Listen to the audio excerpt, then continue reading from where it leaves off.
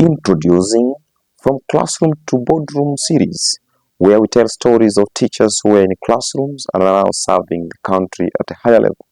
Today, the Evolutionary Education Services brings to you the story of step-by-step nursery and primary school Hoima City, step-by-step nursery and primary school Kyankwanzi, and step-by-step high school Hoima, all founded by a primary school teacher, Professor Lumu Peter, as named by the children he taught.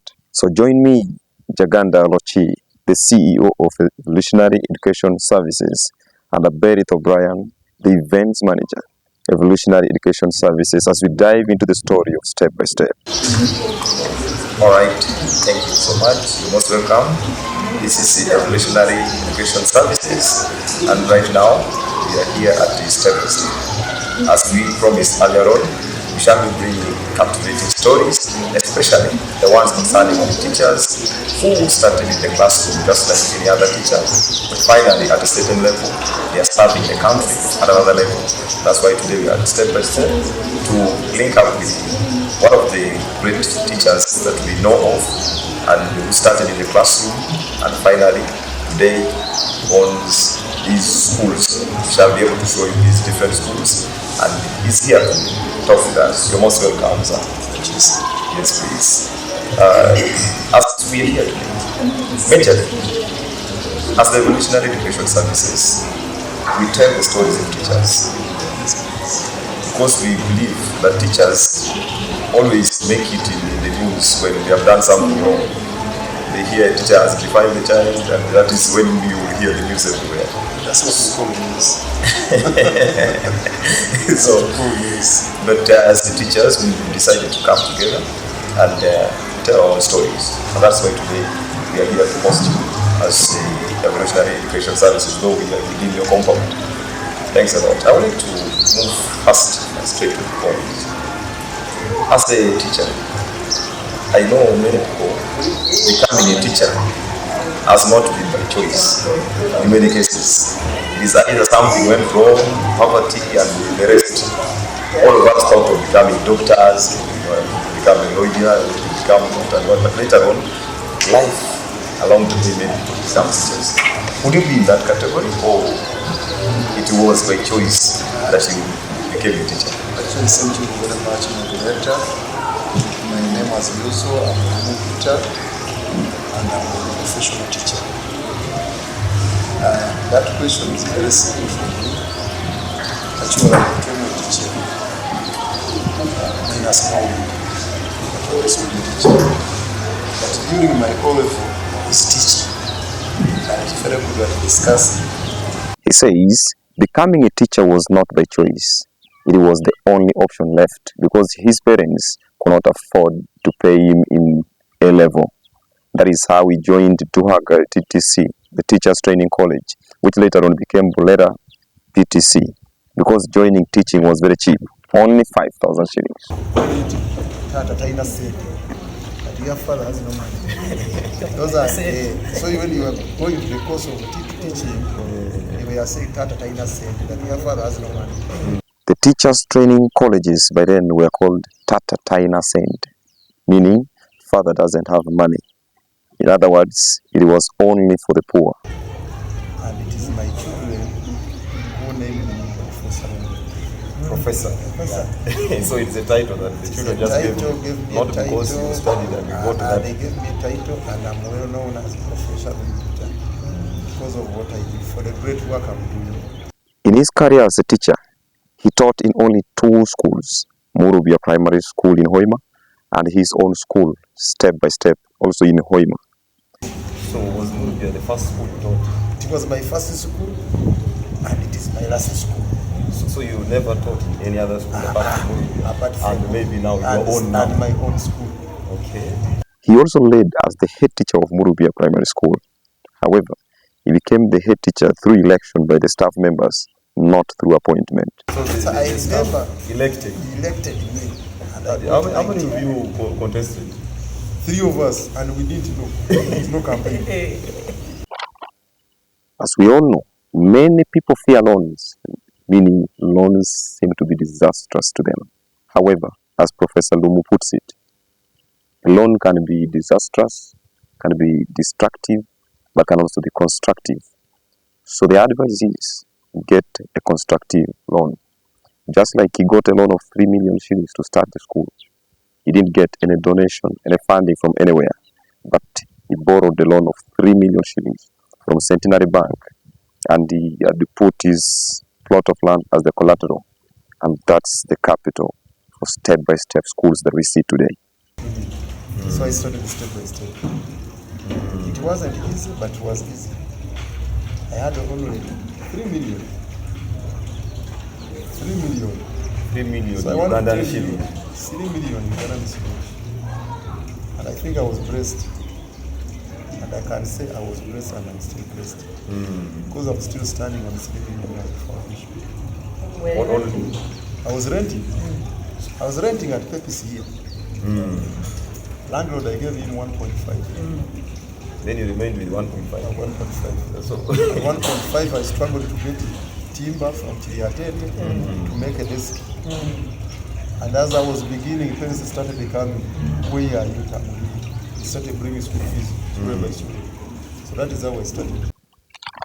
I must say that Professor Lumu is a man of great persistence, as he started the school with his 6 teachers, but only 1 child, and he taught that 1 child for 2 weeks before receiving any other child. That is a great level of persistence. Weeks. 1 child. 1. You had 6 teachers 1. and 1 child In the school. for 2 weeks. 2 weeks. You're teaching 1 child. 1 child in P7. And I did And the boy is called in Buga. in P7. Yeah, he's still living as a man. 1. To teach that kid. The 2 weeks comes, teaches, goes. Then when many say, will that person come back? They come back because Tomorrow somebody comes passed. back for 2 weeks. In addition to persistence, trust also played in his favor. Otherwise, the 6 teachers coming to school every day, teaching 1 child, they would have lost trust and run away, but they didn't. That is the power of trust. When we look at step by step today, and you're telling us that was first of all 3 million. Yes, 3 million. And the number 3 2, million. you had 1 child for 2 weeks. Yeah. That's what we call persistence. Because you would have run away. I employed 6. I called for interview, people did the interview, and I employed 6 teachers. What was the? I'm now imagining the teachers. Did they trust? Because now They there's had only a 1 trust child in in the me. school. They had a trust in me. The success didn't come on a silver platter. He faced a number of obstacles, especially from politicians of that time. But with God's mercy, he managed to succeed in all the fights. There is no winning without a fight. But it wasn't easy. Because I got objections from the leadership, especially the politicians. Leave alone these days, but politicians of those years, 2009, we are worried. They do not begin any institution without them fighting you. As we all know, opening a business with the aim of making money only is disastrous. Professor Lumu didn't open the school simply to make money, but to push for the promotion of sciences in the schools. He tried to do that from the previous schools. However, his efforts wouldn't yield much because he was not in control. And as he says, he has succeeded and is very happy about that. So I said, let me open a school with an objective of developing sciences. And I've achieved. Now I can see you have 2 primary schools and 1 secondary. Yeah. Now, I wanted to first to know how you manage. Because I'm saying here, you're supposed to be here, and at times maybe you're supposed to be in Kyankwanzi, even in, we call it what? Kiemba. Professor Lumu talks about the power of creating systems in institutions. He says, get the right people to manage and simply supervise them. That's how he manages all the 3 schools. He emphasizes that even if you die, the systems can keep the institutions running. You don't want to release any power. Assuming you die, you go with your word. As it is said, The best life lived is the life lived for others. Professor Lumu today employs over 150 people in his businesses. That's what it means to have an impact in the society. When asked him about the society belief that teachers are poor, he said, teachers are not meant to be poor, and teaching is the richest profession. The only problem is that most teachers are cowards. They fear to start, and that is what brings the difference. He cautions against bad friendships, the friendship built on distraction, not on construction. He advises that we should have friends that challenge us to move ahead, not the ones that pull us backward. In his conclusion, Professor Lumu advised the teachers to do the following: to stop being cowards and start trying different projects, to stop comparing themselves with other people but start with what they can manage, to spend within their means, not because others are spending, to have clear objectives and move on to achieve them, to have friends who challenge them to do better, to borrow productive loans, not the destructive ones, and above all, to put God first. Thank you very much for watching.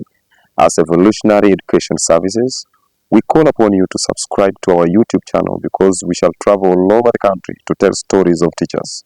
One or two might pick a lesson that changes their lives as we shape the future of the teaching profession together. Thank you so much, Professor Lumu Peter, the Director of Step by Step Schools, for accepting to talk to us. We wish you all the best in the journey. Thank you once again for watching. I have been your host, Jaganda Alochi, the CEO of Evolutionary Education Services and one of the authors of The English Doctor. I have been together with my co-host, Aberith O'Brien, the Events Manager, Evolutionary Education Services.